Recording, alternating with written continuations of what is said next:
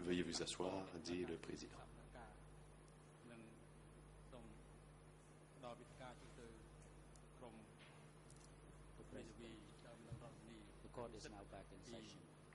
Reprise des débats.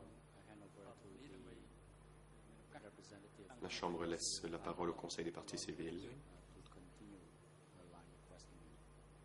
pour la suite de l'interrogatoire.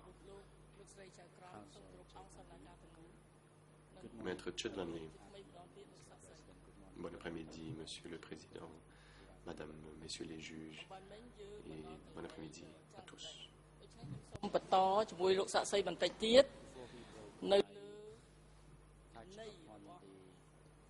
Avant la pause, je vais commencer à poser des questions sur Chang Chamre. J'aimerais maintenant poursuivre avec cette série de questions. Ceux qui étaient au bureau de Chang Chamre avaient-ils la liberté de leur mouvement? Pouvaient-ils se déplacer à leur guise? Réponse. Ceux qui étaient à Chang Chamre ne pouvaient se déplacer à leur guise. Ils n'avaient pas cette liberté. Ils devaient rester dans l'enceinte. Question. Qu'en est-il de la quantité de nourriture, en fait, la ration alimentaire? Que pouvez-vous nous dire là-dessus? Réponse. Les rations, sur ce sujet, il fallait que les gens soient autosuffisants.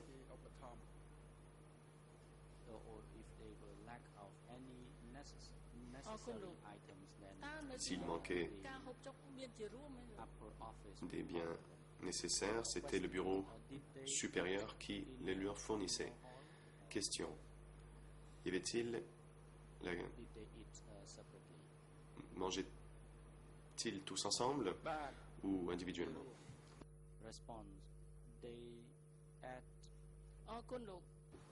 Réponse. Non, ils mangeaient tous ensemble.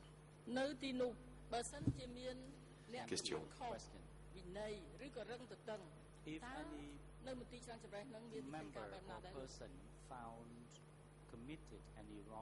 Si quelqu'un commettait un délit,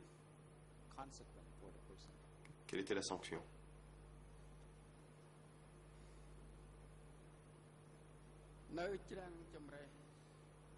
Réponse.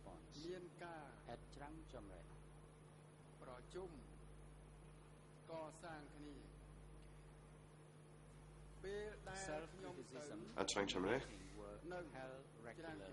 des réunions d'autocritique étaient organisées de façon régulière. Quand j'ai été envoyé à m'occuper de Chang Chamre, c'est le frère Yang Sari qui m'a donné la tâche de m'occuper de Chang Chamre, et j'avais une tâche de coordonnateur.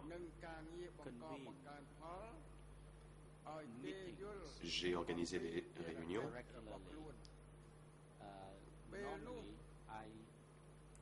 J'ai organisé des réunions régulièrement. J'attribuais des tâches aux personnes de sorte à ce qu'ils sachent quoi faire.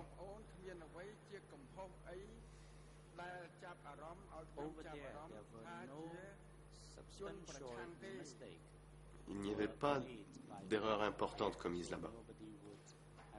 Donc, il ne pesait de soupçon d'être un ennemi sur personne. Question. En tant que superviseur de Chang Chamre, en avez-vous fait rapport régulier à Yang Sari? Réponse.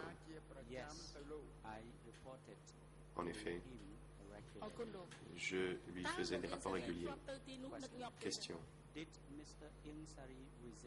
Monsieur Yang Sari visitait-il Chang Chamre régulièrement ou souvent? Sur le plan d'interprète. Réponse. Quand on m'a mis en charge de cet endroit, Yang Sari y allait peu. À l'époque, M. Ieng Sary était très occupé et voyageait à l'étranger. Question.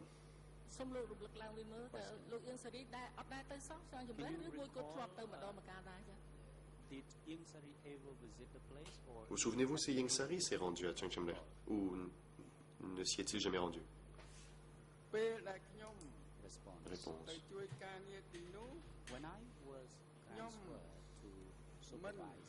Quand on m'a transféré à la supervision de cet endroit,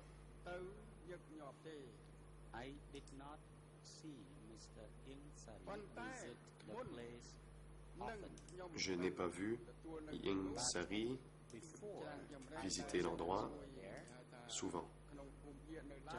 Avant d'y être transféré, avant que j'y sois transféré, Chang Chamler était sous la supervision de la zone. M. Ieng Sary et moi-même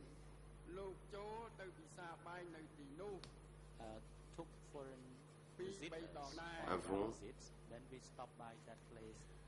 accompagné des délégations étrangères et nous nous sommes arrêtés là à quelques reprises. Question. Quand vous y êtes allé, avez-vous organisé des réunions et avez-vous donné des séances d'éducation politique à ces gens?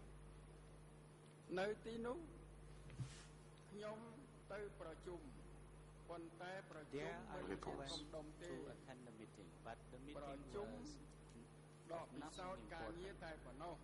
J'ai participé à une réunion, ce n'était pas une réunion importante, simplement une réunion sur les activités régulières et pour tirer des leçons de nos expériences mutuelles.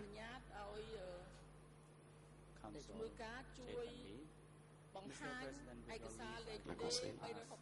Monsieur le Président, je demande l'autorisation de la Chambre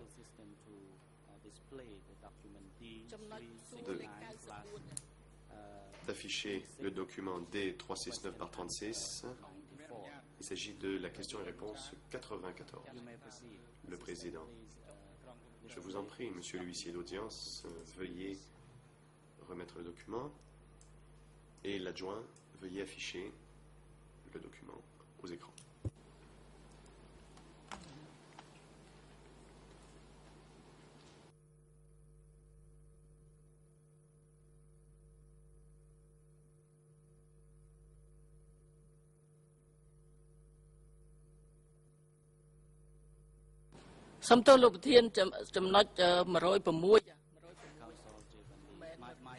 Maître Chetbanley, Monsieur le Président. Non, il s'agit de la réponse 106, pas 94. Je vous présente mes excuses.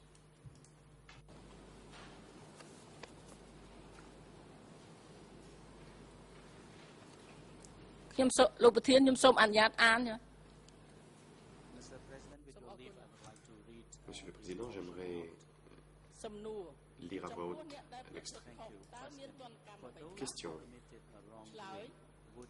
Par rapport à ceux qui commettaient des fautes, qu'est-ce qu'il y avait comme sanction?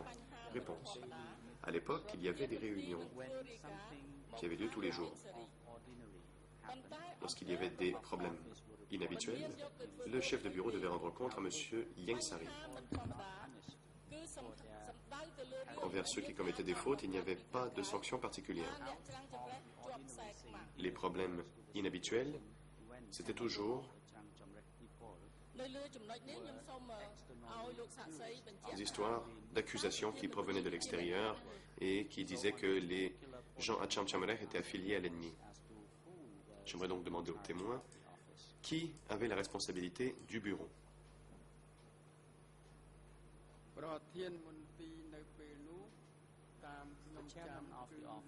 Réponse. Le chef du bureau à l'époque, si je me souviens bien, c'était Ta Ching. Son épouse s'appelait Sal. Question.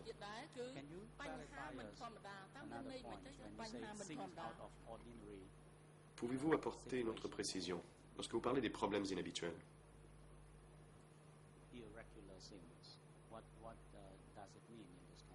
Qu'est-ce que cela signifiait dans le contexte?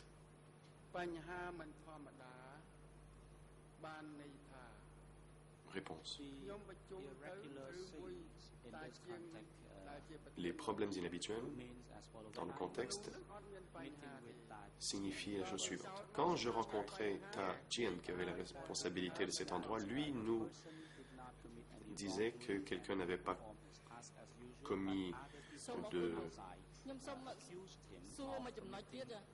de méfaits, de fautes, qu'il faisait son travail correctement, alors que des gens de l'extérieur disaient qu'il avait commis des fautes. C'était là donc un type de problème inhabituel. Question. Dans l'extrait, il est écrit que, enfin dans ce que j'ai cité, il est écrit les gens à Chang Chamreh qui étaient affiliés à l'ennemi. Qu'est-ce que cela signifie? Réponse. Je ne comprends pas le mot ordinaire. Car ce que j'ai fait, j'ai considéré que cela faisait partie de l'habitude, mais j'étais parfois accusé de quelque chose d'inhabituel et je n'ai pas moi-même compris ce que cela voulait dire. Question. J'ai deux autres questions avant de laisser la parole à ma consoeur.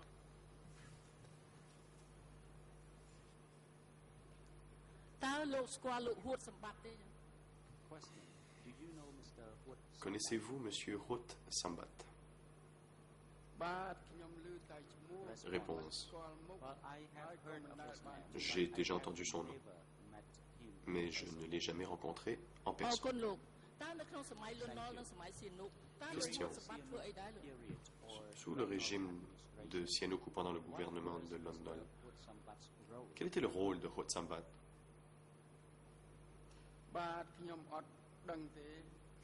Une réponse.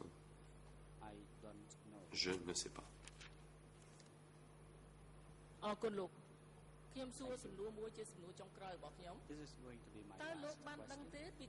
Maître Chetwani, je vous remercie. Voici ma dernière question.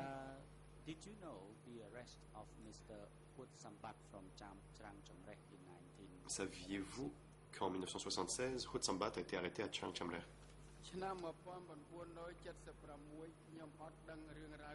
Réponse. En 1976, je n'avais aucune idée de ce qui se passait à Chang Chamreh. Maître Chetwani. Merci beaucoup, Monsieur le Président. Afin de respecter les délais qui nous ont été impartis, j'aimerais ici mettre fin à mes questions et laisser la parole à ma consoeur internationale pour la suite de l'interrogatoire. Le Président. Oui, allez-y.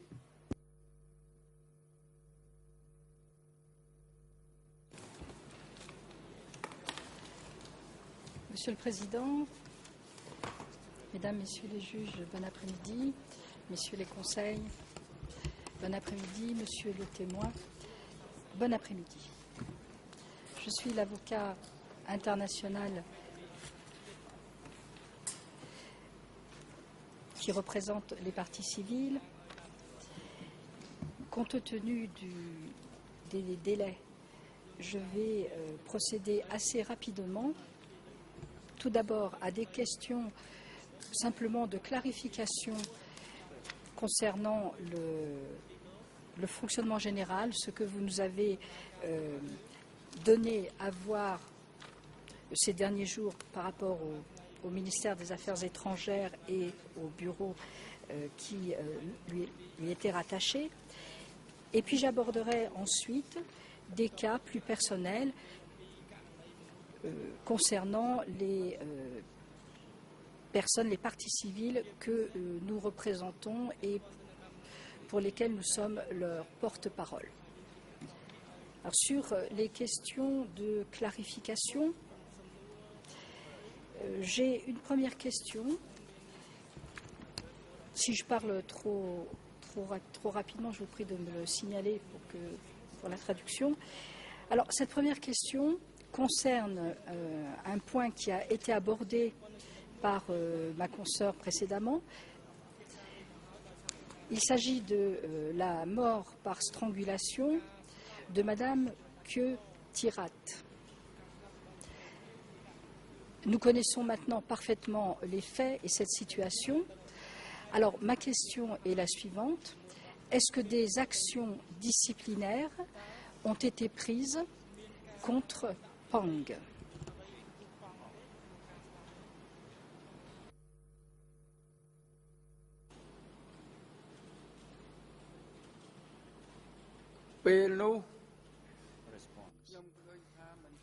Réponse.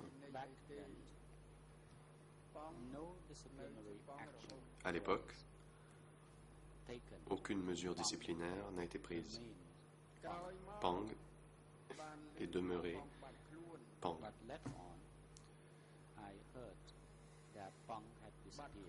Mais j'ai su par la suite que Pang avait disparu. Et je ne sais pas pourquoi. Je ne savais pas pourquoi. Merci.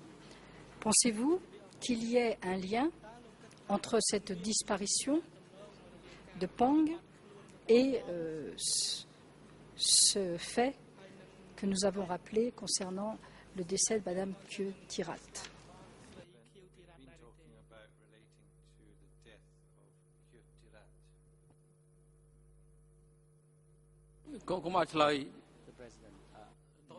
Le président, monsieur le témoin, veuillez attendre avant de répondre. La défense demande la parole. Maître Carnavas. C'est une question de principe.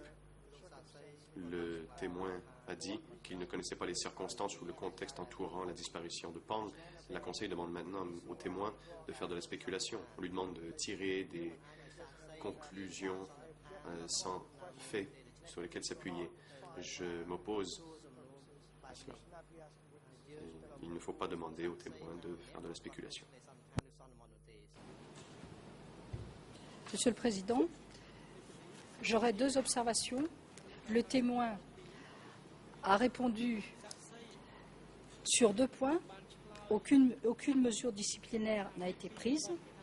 Et deuxième observation du témoin, immédiatement consécutive, mais j'ai observé que M. Pang a disparu. Je pense que je ne spécule pas, je ne fais que synthétiser sous une forme interrogative les deux observations que le témoin a posées sans les relier. Mais il ne s'agit pas d'une question spéculative.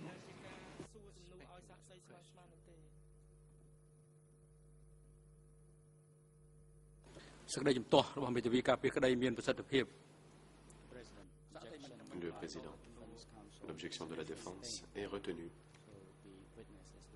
Monsieur le témoin, vous n'avez pas à répondre à cette dernière question qu'a posée la Conseil des parties civiles. Bien, je vais vous poser une autre question. S'agissant de Ben Trabek, vous avez dit que vous êtes allé dire à Pang de prendre soin de l'intellectuel Kun David, après l'avoir vu à Ben Trabek. Donc, logiquement, vous nous avez dit être allé à Ben Trabek avant l'arrestation de Pang. Or,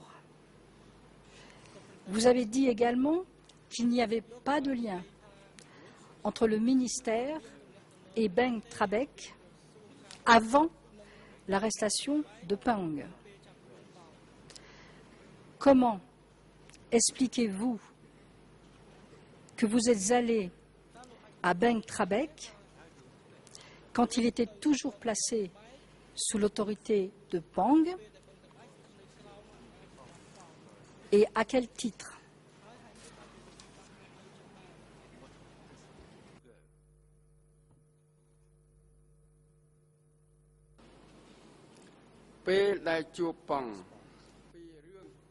Réponse. Quand je rencontrais Pang pour parler de Khun David. Je n'ai pas rencontré Pang à Bang Trabek.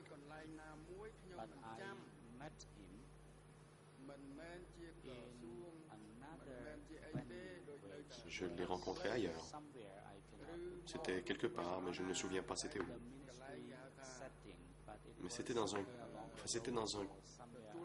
cadre de ministère, quelque part sur la route.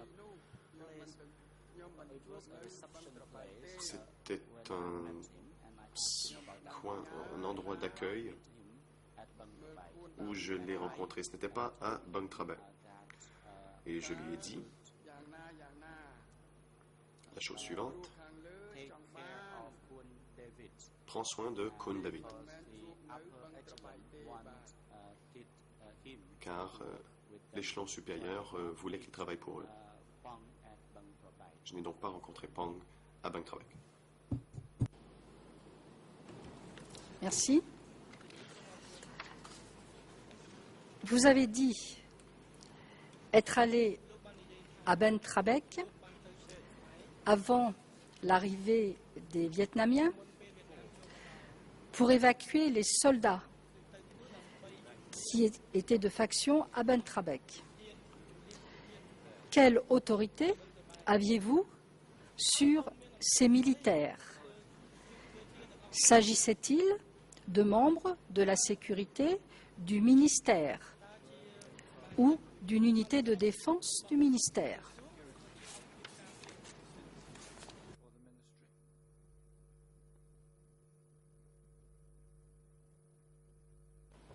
Le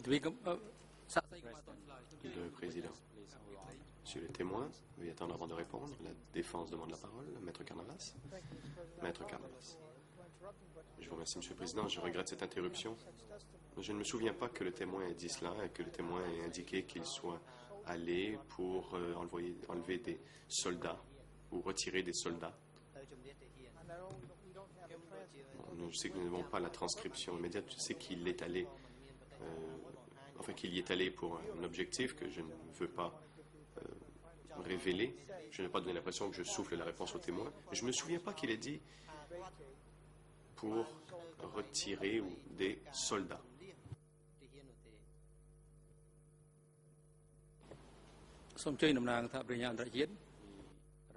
Le président. Maître, allez-y. Plutôt le procureur, allez-y. Merci, Monsieur le Président. J'ai pris des notes et j'ai bien noté qu'à un moment donné, Monsieur le témoin a dit qu'il était allé 2 fois avec Ieng Sary et 2 fois tout seul, dont une fois pour évacuer les soldats de Bang Trabek avant l'arrivée des Vietnamiens. On peut peut-être demander au témoin s'il confirme cela. Merci.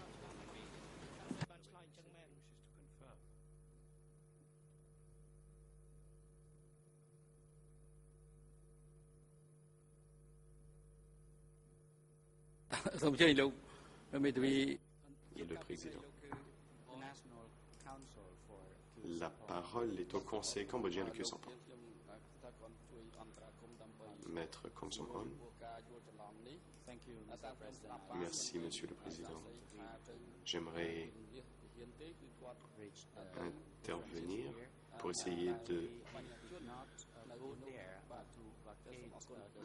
établir les précisions. Il n'est pas allé à Bang Trabek pour évacuer des soldats, mais plutôt pour évacuer les intellectuels qui y étaient. Le président.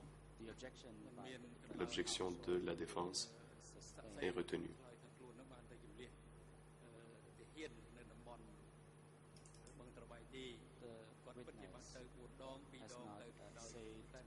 Le témoin n'a pas dit qu'il était allé là pour évacuer ou retirer des soldats. Il a dit qu'il était allé là 4 fois. À 2 reprises, il y est allé avec Ieng Sary. Les 2 autres fois, il y est allé par lui-même. Et la dernière fois qu'il y est allé, il était là pour évacuer des intellectuels quand les Vietnamiens s'approchaient de Phnom Penh. Quand les soldats vietnamiens étaient sur le point de conquérir Phnom Penh. C'est là qu'il est allé là-bas pour évacuer les intellectuels. Merci. Je pense qu'il faudra regarder de près, mais en tout cas la version française ne correspond pas manifestement aux versions khmer et anglaises.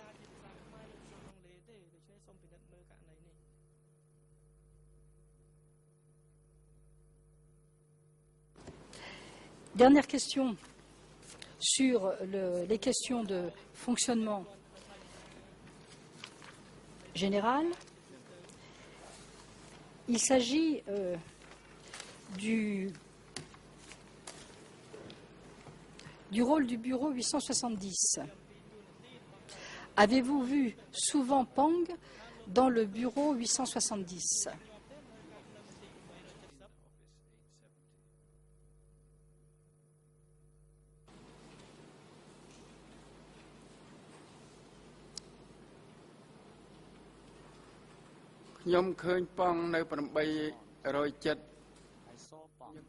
Réponse.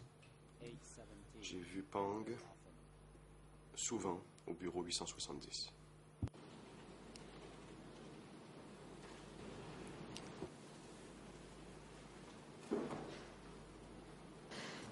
Pouvez-vous préciser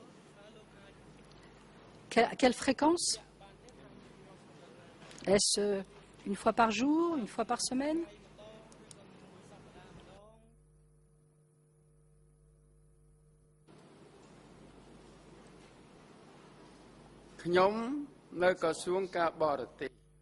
Réponse. J'étais au ministère des Affaires étrangères.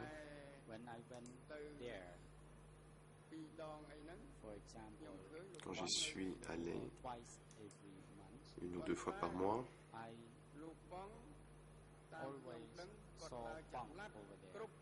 j'ai toujours vu Pang.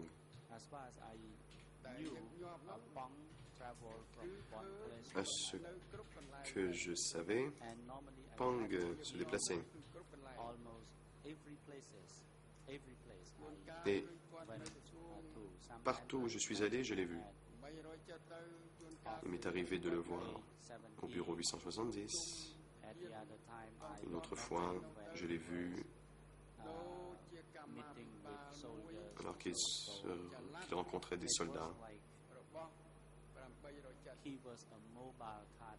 Il était un cadre mobile du bureau 870. Quelles sont les tâches d'un cadre mobile, et en particulier de Pang?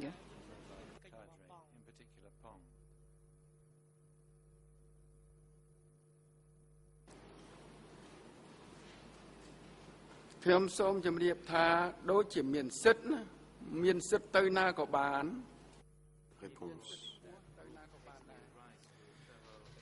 Je pense que les gens qui faisaient partie de ce groupe avaient le droit de se déplacer partout, de rentrer dans n'importe quel bureau.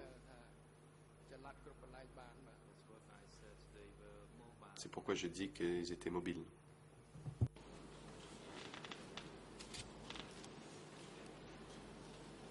Merci. Ils avaient la possibilité de circuler librement sur tout le territoire.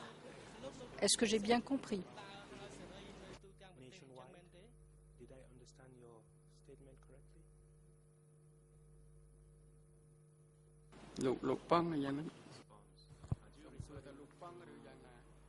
Est-ce que vous parlez de Pang en particulier? Ou bien est-ce que vous parlez de moi-même? Non, non, je parle de Pang, des cadres mobiles du bureau 870.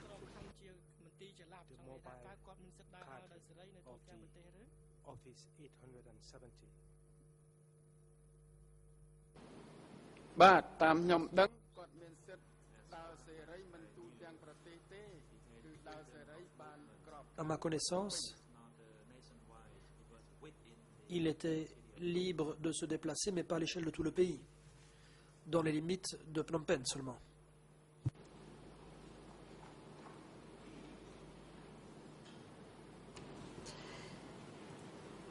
Qui prend la présidence du comité après l'arrestation de Pang?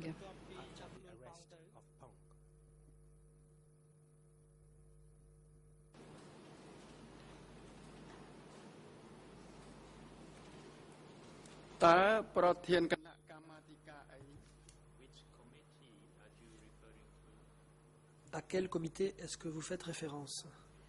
Toujours 870. Still 870.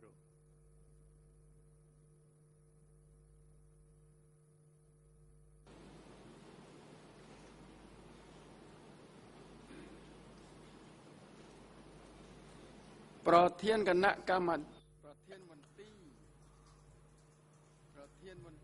គឺប៉ងនេះឯង807 Le chef de ce bureau était Pang.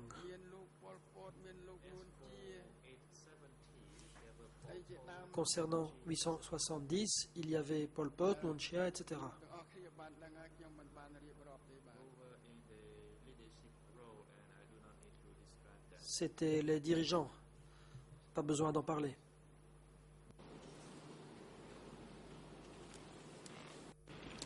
Ma question était qui remplace Pang après sa disparition? Who replaced Pong after his disappearance?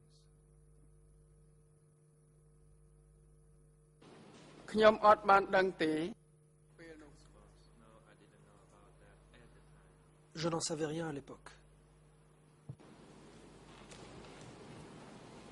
Et aujourd'hui, vous pouvez répondre à cette question?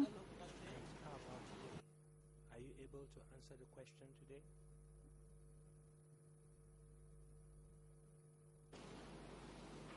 ថ្ងៃនេះក៏ខ្ញុំអត់ដឹងពេលដែលប៉ងទៅគឺចលាចល Même à ce jour, je ne sais toujours pas, parce ខ្ញុំមិនបានសួរនាំណា qu'après ហ៊ាននរណាទេខ្ញុំរករួចខ្លួនរបស់ខ្ញុំដែរខ្ញុំរៀបចំ le départ de Pang, la situation était chaotique. Je ne me suis pas posé de questions sur son remplacement. Je n'ai pensé qu'à moi-même, j'essayais d'administrer le bureau ainsi que les gens de ce bureau afin de trouver un endroit plus sécurisé dans la perspective d'une invasion de la part des troupes vietnamiennes.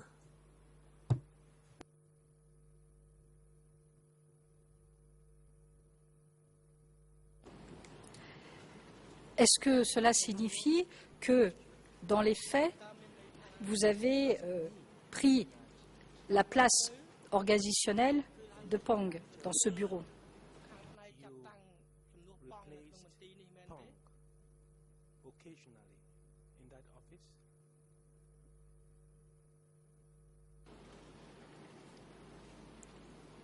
ខ្ញុំសូមបញ្ជាក់ថាលោកនឹងគឺខ្ញុំឬនរណា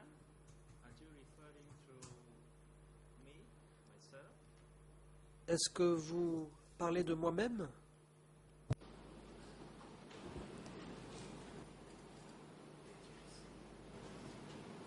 Oui, puisque vous avez indiqué que vous ne vous êtes pas posé la question de connaître la personne qui le remplaçait et que vous vous êtes préoccupé d'organiser et d'administrer ce bureau pour qu'il puisse fonctionner dans la période troublée et l'arrivée proche des Vietnamiens. As the Vietnamese were approaching.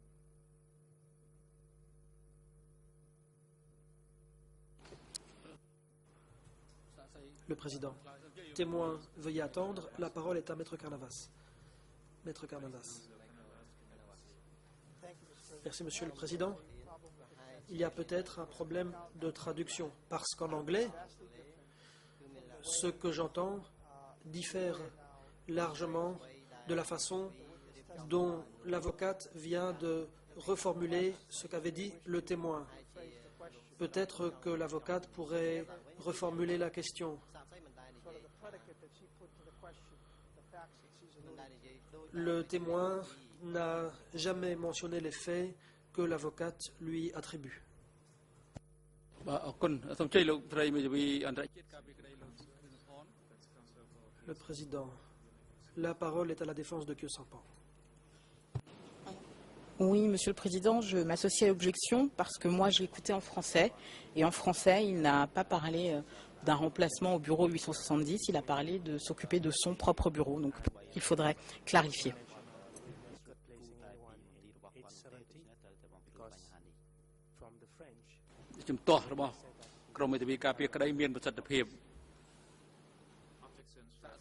Le président. Les objections sont retenues. Le témoin n'a pas à répondre.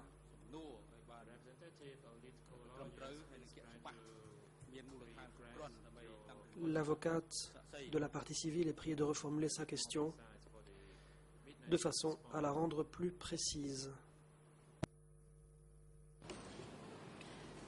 Monsieur le Président, je ne reformulerai pas cette question. La réponse du témoin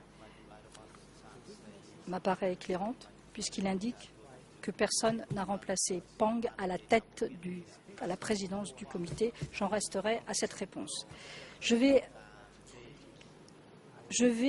aborder maintenant un aspect plus personnel, puisque, comme vous le savez, nous représentons des parties civiles qui cherchent à comprendre cette situation, les circonstances dans lesquelles des membres de leur famille ou des proches ont disparu, très souvent après avoir répondu à l'appel de leurs frères cambodgiens pour rentrer. Et je remercie le témoin de les aider à la manifestation de cette recherche de vérité. Je vais donc évoquer quelques cas emblématiques et voir avec vous ce que ces cas vous évoquent. Si vous avez un commentaire à faire sur ces différents parcours de vie. Alors, je me contenterai de produire des photos, si c'est possible. Donc, la première personne que je voudrais évoquer avec vous est M. Chao Sang. Est-ce que vous la connaissez?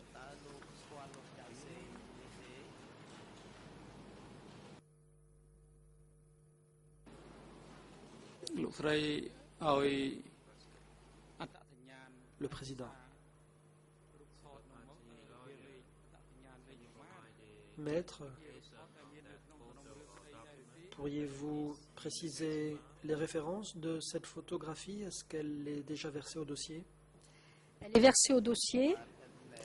Les références sont D22 289.12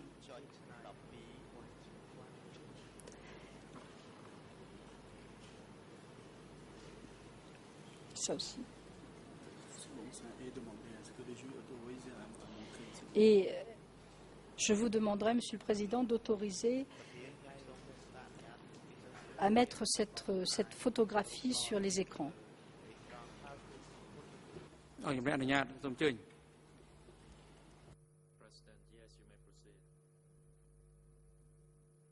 Le président, vous y êtes autorisé.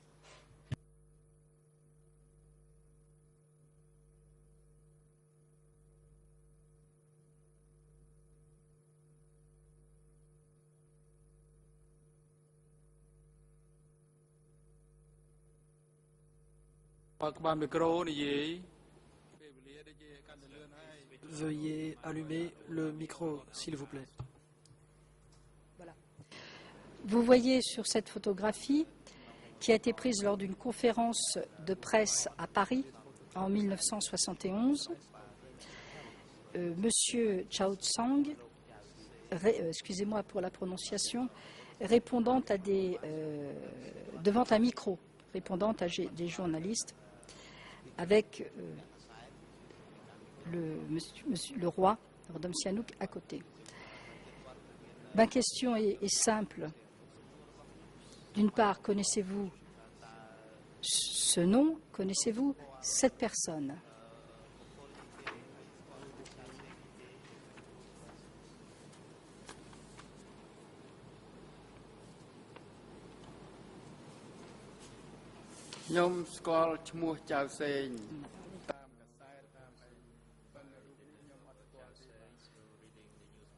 C'est par la lecture des journaux que je connais le nom de Chao Seng, mais je ne reconnais pas la personne qui figure sur la photo.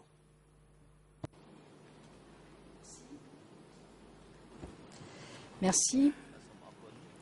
Vous souvenez-vous à quelle période cette personne est arrivée à l'aéroport de Ponchantong?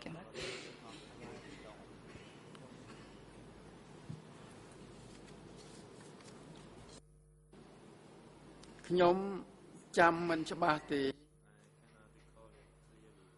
Je ne me souviens pas exactement.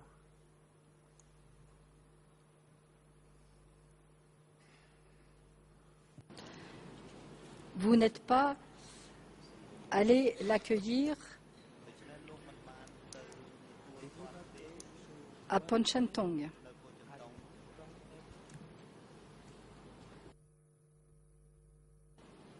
បាទខ្ញុំអត់បានទៅទទួលគាត់ទេ Effectivement, je ne suis pas allé l'y accueillir. Savez-vous ensuite où cette personne a été envoyée?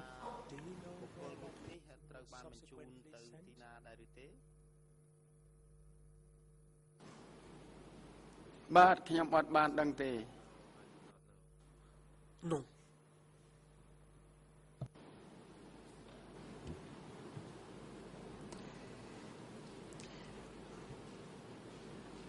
Cette personne a été à Ben Trabek dans un premier temps et ensuite envoyé à S21. Étiez-vous au courant de cette arrestation?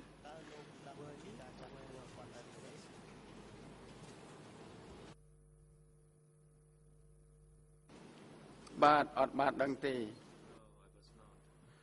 Non.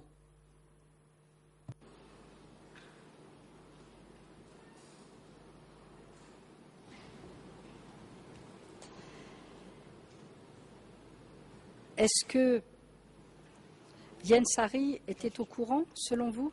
How about Ian Sari? Was he aware of it? To your mind?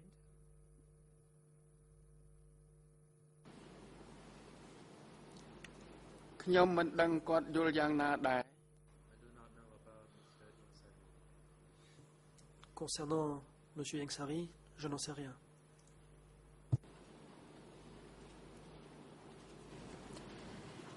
Savez-vous qui est venu chercher M. Chao Sang?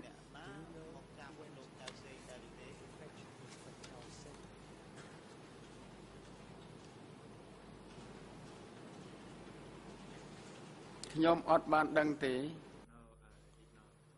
Non.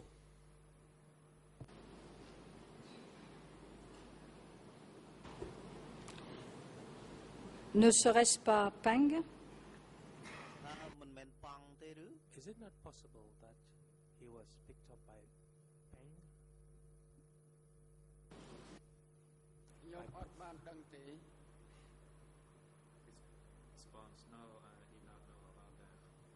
Je n'en sais rien.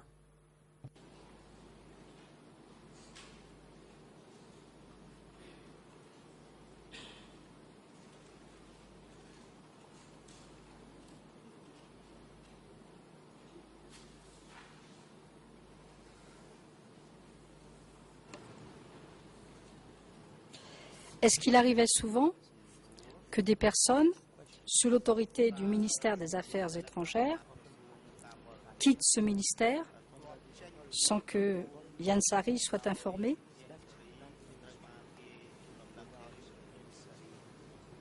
Being privy to it, being informed of it.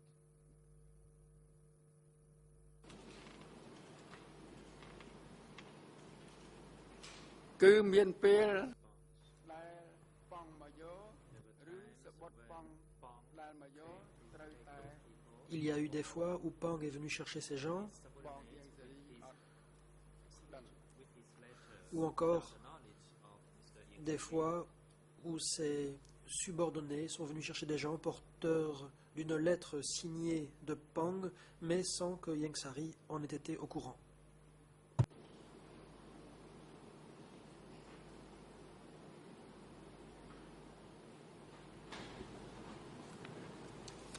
Merci.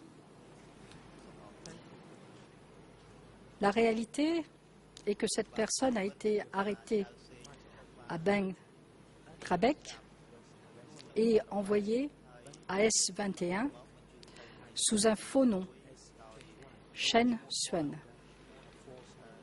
En avez-vous entendu parler?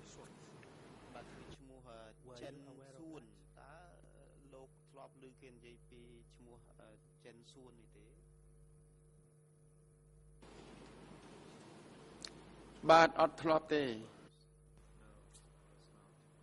Non. On ne parlait pas de ces choses au ministère, au bureau?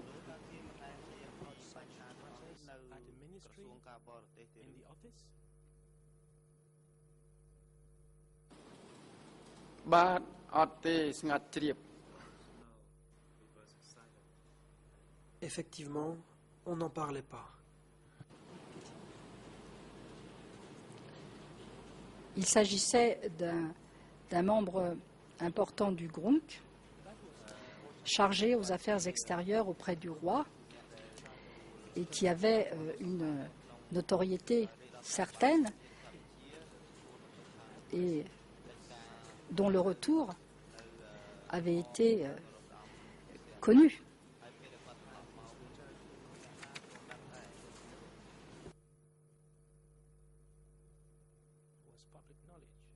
Vous maintenez qu'on n'en parlait pas.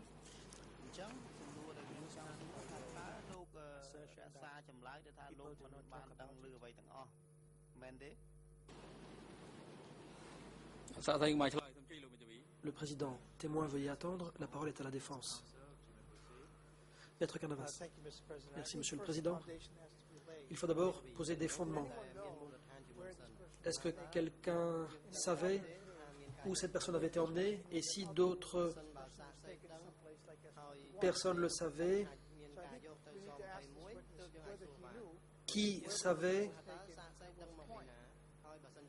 où la personne avait été emmenée? Comment peut-on parler d'une chose si on n'en a pas connaissance? Il faudrait poser des fondements. On ne peut pas se contenter de dire que telle personne était une personne importante et qu'ensuite elle a disparu et qu'ensuite, du coup, les gens devaient savoir où cette personne avait été envoyée ou ce qui lui était arrivé. Il faut établir des fondements. Le président. Merci, maître. Cette observation est judicieuse. Maître, veuillez reformuler la question.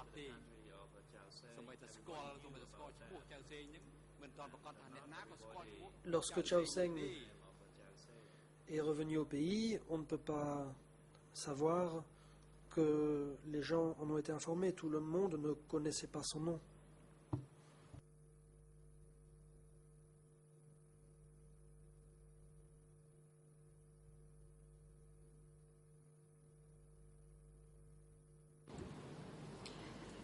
Je me réfère au procès-verbal du 7 avril 2010, E3 446,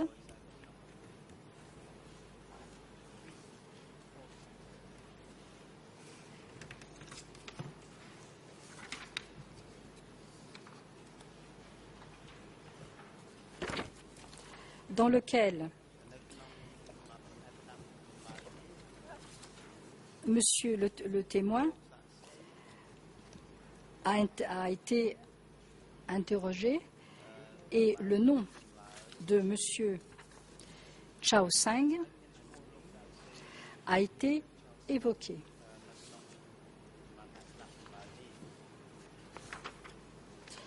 Il s'agit de la dernière question, de la réponse. La question est la suivante, dernière page, et la réponse est la réponse numéro 114. Un témoin nous a mentionné le nom des anciens corps diplomatiques qui ont vécu à Crène Chamras, et parmi eux, il y avait comme ci-après, donc un certain nombre de hauts dignitaires sont nommés, dont M. Chao Sang.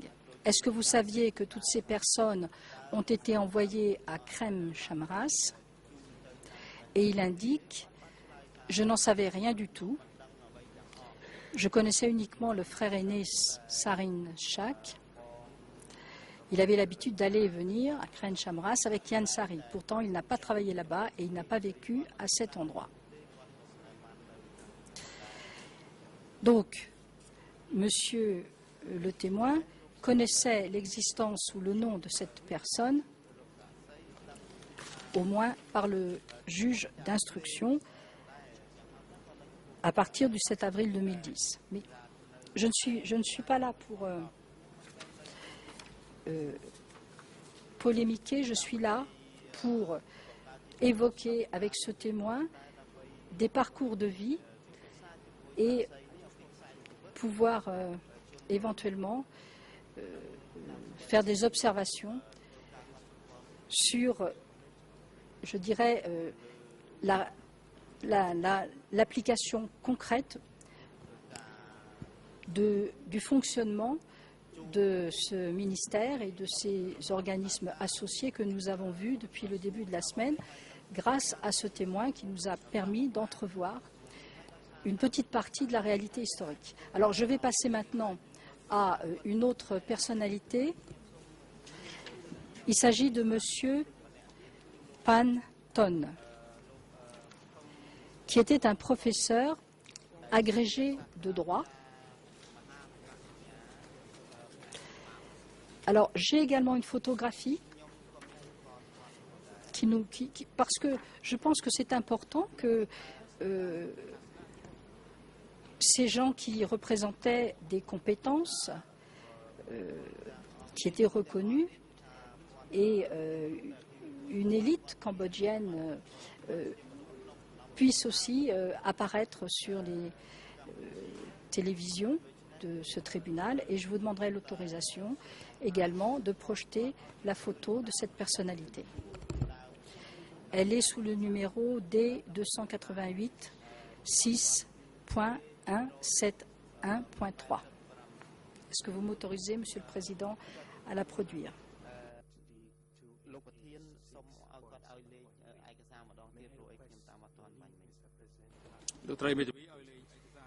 Le Président.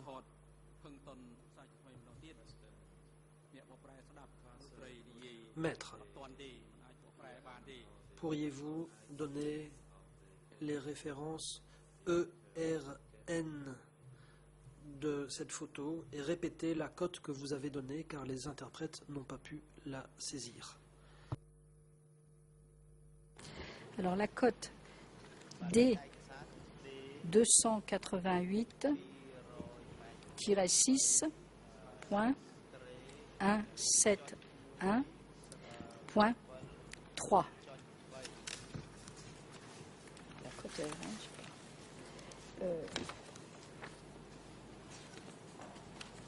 la cote P 00384 759.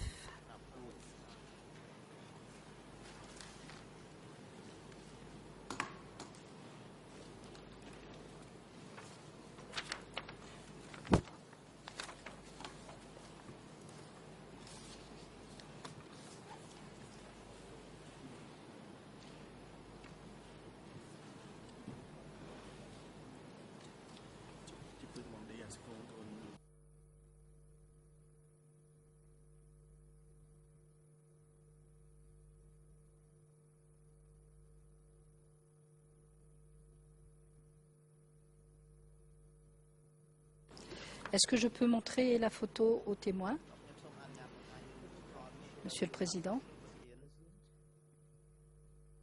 មន្ត្រីរដ្ឋបាលតុលាការទទួលឯកសារជាกระดาษពីមេធាវីយកយួនថាសៃពិនិត្យ Huissier d'audience, veuillez aller chercher cette photo et la remettre aux témoins.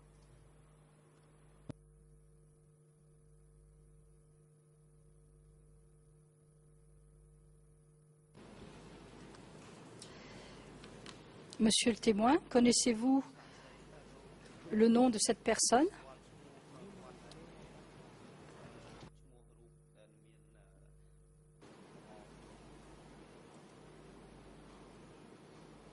បាទខ្ញុំអត់ស្គាល់ទេ Non, je ne connais pas cette personne.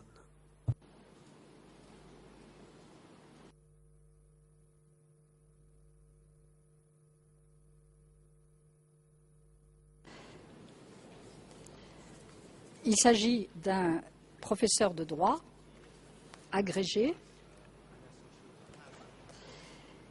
qui avait d'ailleurs une proposition pour enseigner dans les facultés françaises. Il avait été expert maritime pour le ministère des Affaires étrangères au début de l'année 1975, dans les problèmes concernant l'île de Puloé, contestée entre le Vietnam et les problèmes de frontières. Et cette personne est rentrée dans son pays en 1975. Le président, la parole est à la défense de Ieng Sary. Maître Carnavas. À nouveau, Monsieur le Président, désolé de cette interruption. Je sais qu'il est tard. L'avocate veut passer en revue différents documents, mais elle vient de déposer ce qui est inapproprié dans ce contexte. Le fait que cette personne soit un professeur et ait négocié ceci ou cela, peut-être que le fait qu'il était au ministère des Affaires étrangères avant 1975, ça c'est peut-être pertinent, mais pas le reste. Les faits présentés doivent faire l'objet de questions en évitant de donner de longues explications. Nous ne voulons pas limiter les droits des parties civiles, mais les avocats doivent respecter les mêmes règles que nous, plutôt que de faire des discours et de déposer, et plutôt que de présenter soi-même des éléments de preuve. Le président, est-ce que la partie civile a encore des questions à poser? Il ne vous reste plus guère de temps, peut-être seulement pour une ou deux questions.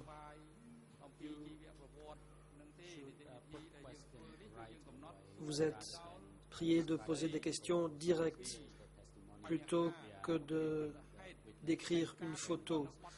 Nous sommes là pour entendre la déposition du témoin au sujet de son expérience, au sujet des informations qu'il possède sur les faits de l'espèce dans le contexte du dossier 002/1. Bien, je n'ai pas entendu la réponse de mon contradicteur, mais peu importe, parce que j'avais des problèmes d'appareil. J'ai une question à poser qui est la suivante. Cette personne a été envoyée à Bentrabek. Elle a réalisé nous avons une biographie de celle-ci. Ma question est à B1. Qui donnait les instructions pour obtenir les biographies des personnes?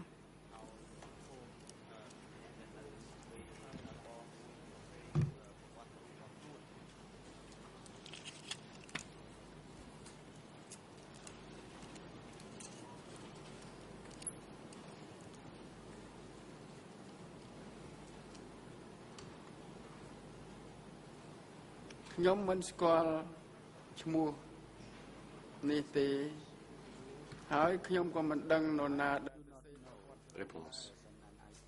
Je ne connais pas cette personne. Je ne sais pas qui a rédigé sa biographie. Il s'agit d'un document D22-10-6. Je donne les références du document et je vais expliquer à la Chambre la difficulté spécifique que rencontrent les parties civiles par rapport à ces documents.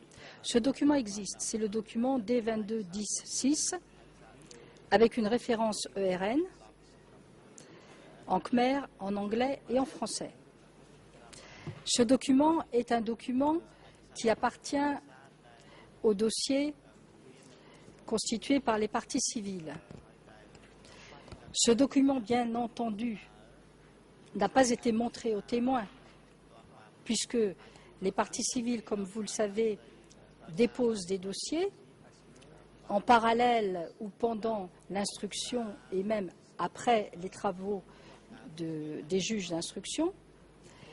Et les dossiers qu'elles déposent ne sont pas vus par les témoins de la Chambre dès lors qu'il n'y a pas de confrontations qui ont été effectuées. Et il n'y aura pas, bien sûr, compte tenu du fait qu'il s'agit de nombreuses victimes, de confrontations possibles. Donc, chaque fois qu'un témoin comparaîtra devant votre Chambre, les documents des parties civiles ne seront pas connus par le témoin. Comment peut-on, dans ce cas, parler de nos dossiers avec nos preuves dès lors que ces dossiers existent, ont été faits et vraisemblablement, nous espérons, jugés recevables, puisque nous ne pouvons pas les produire, les témoins ne connaissant pas ces pièces-là et ne les ayant jamais vues.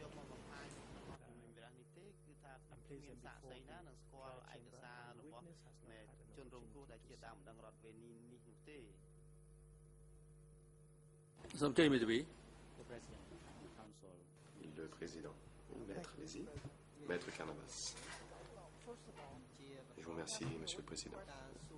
En premier lieu, poser des questions à un témoin sur des choses dont il n'a pas connaissance et ensuite lui montrer un document qui pourrait ou non lui rafraîchir la mémoire ou l'aider, ce n'est pas particulièrement utile. Tout au long du procès, qui sera bien long, il y aura des témoins auxquels on peut présenter les documents pour aller chercher des renseignements qui seront nécessaires plus tard.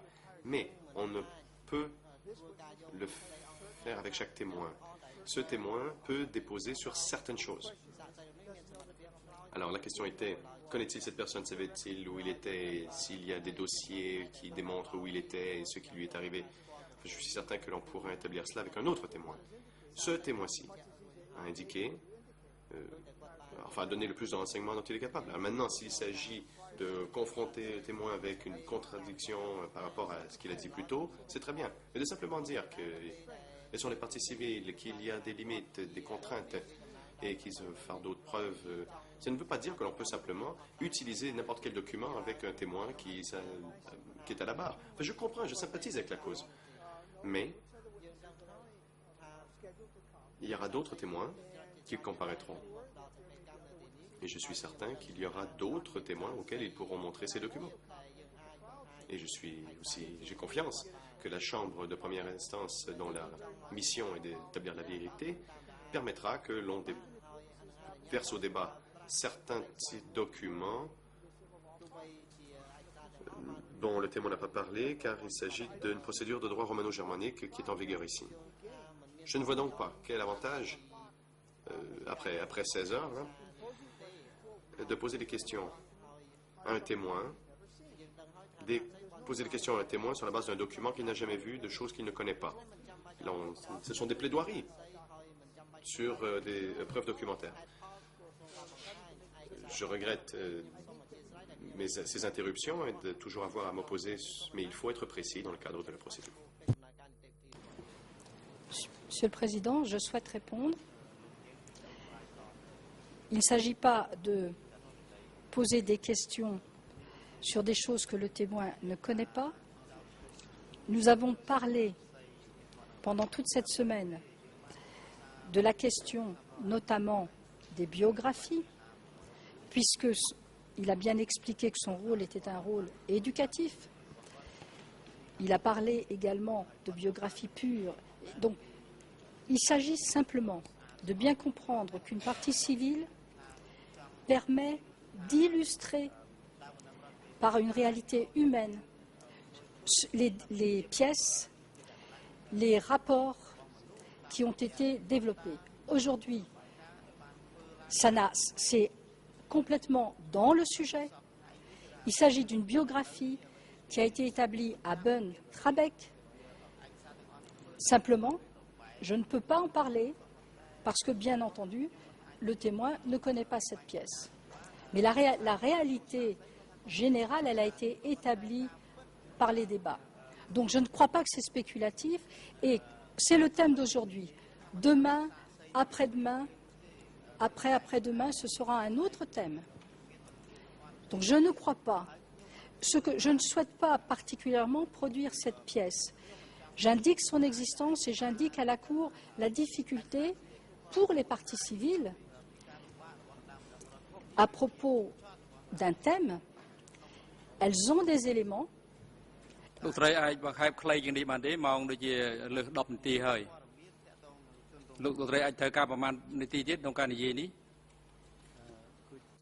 président. Maître, veuillez regarder l'horloge. Il est passé 16 heures. Veuillez, s'il vous plaît, être concise dans votre intervention, car nous aimerions savoir de combien de temps vous aurez besoin. Bien, le témoin a répondu à ma question en ce qui concernait qui donnait les instructions pour la biographie. Alors, et j'en terminerai là, je vais passer à une dernière personne. Il s'agit de M. Ro Sarin et sa femme, Ro Chorsi. Connaissez-vous ce nom?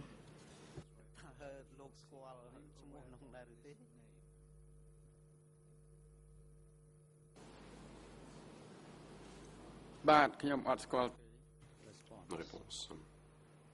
Je ne connais pas cette personne.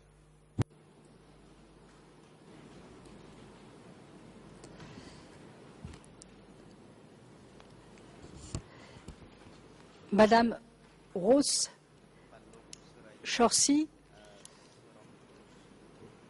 et son époux, ainsi que leurs 2 enfants, ont été envoyés à Bunn-Trabeck. Vous ne connaissez pas non plus Madame Rose Chorsi.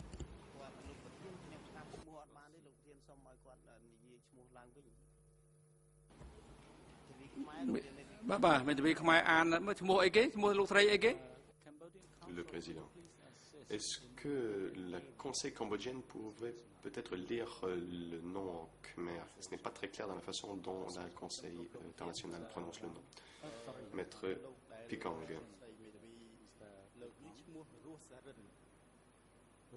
Il s'appelle de Ruh Saren. Voilà le nom. Et c'est Ruh Chua Si, qui est le nom de son épouse.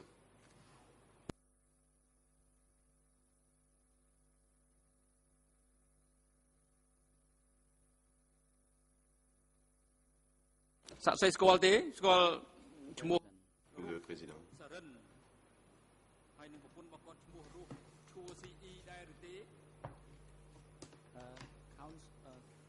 Monsieur le témoin, connaissez-vous ces 2 personnes, Monsieur Ruh Saren et son épouse Ruh Chon Si? Réponse du témoin. Non.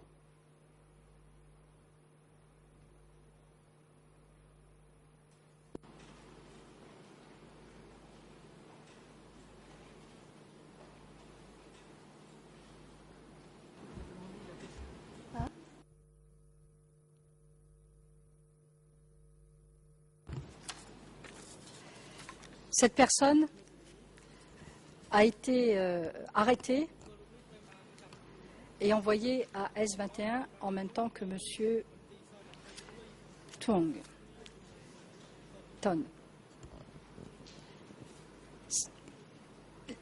Là encore, cette disparition, vous n'en avez pas été informé.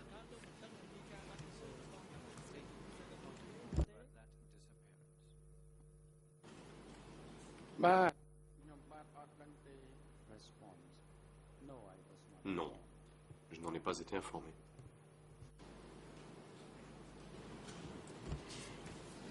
Est-ce qu'il y avait au ministère des listes? Est-ce que vous receviez des listes de personnes à transférer?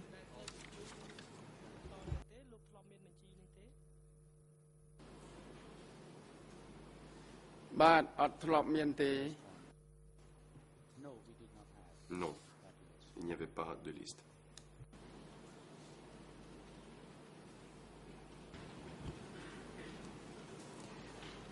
Comment saviez-vous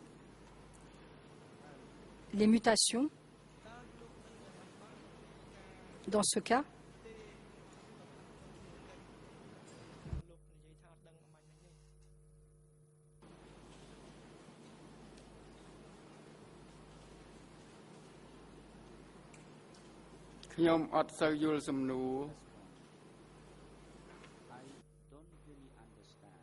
Je ne comprends pas très bien la question.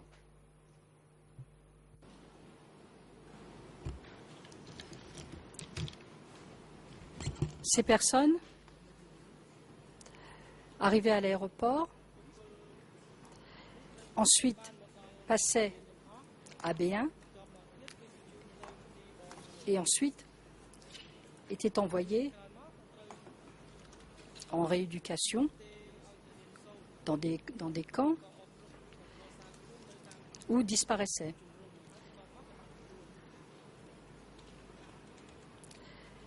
Si vous ne receviez pas de liste, comment faisiez-vous les transferts?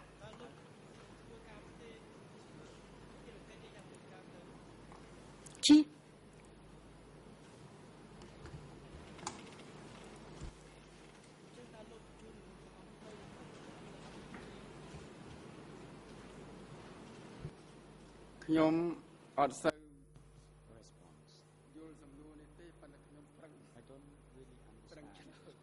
Je ne comprends pas la question. Je vais essayer de répondre. Mais je n'étais pas responsable des transferts.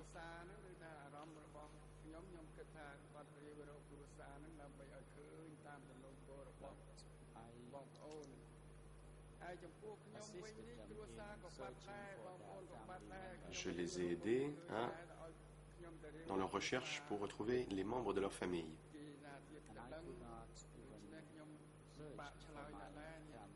Et je ne pouvais même pas chercher pour les membres de ma propre famille. Comment pouvais-je faire des recherches sur les familles des autres? Et donc, il est un peu difficile pour moi de répondre à la question. Le président, maître, votre temps est écoulé. Nous avons dépassé les 16 heures.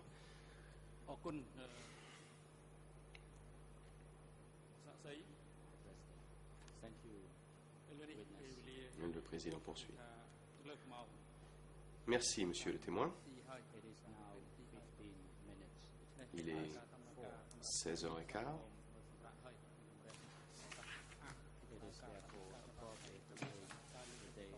Le moment est venu de lever l'audience. Nous allons reprendre demain matin dès 9h du matin.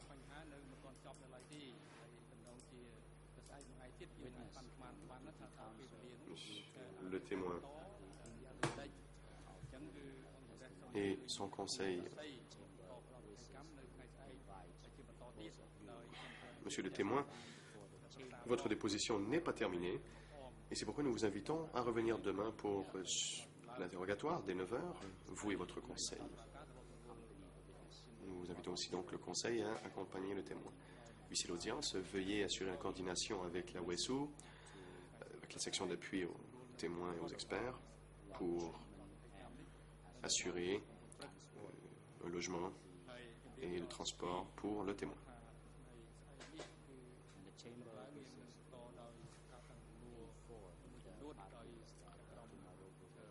La Chambre informe les parties que nous allons commencer demain avec des questions des juges, s'il y en a. Puis, la Chambre laissera la parole à l'équipe de défense de Ieng Sary. Les équipes de défense se sont déjà entendues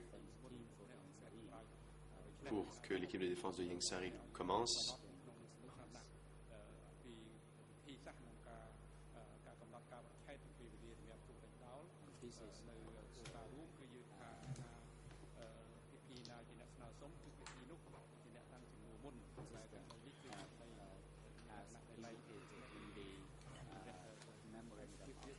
Et tel qu'indiqué dans le mémorandum de la Chambre de première instance, les parties requérantes peuvent commencer l'interrogatoire, mais comme les équipes de défense se sont entendues, nous allons le poursuivre. Commencer par Ieng Sary, le garde de sécurité veuillez ramener les accusés, l'audience est levée.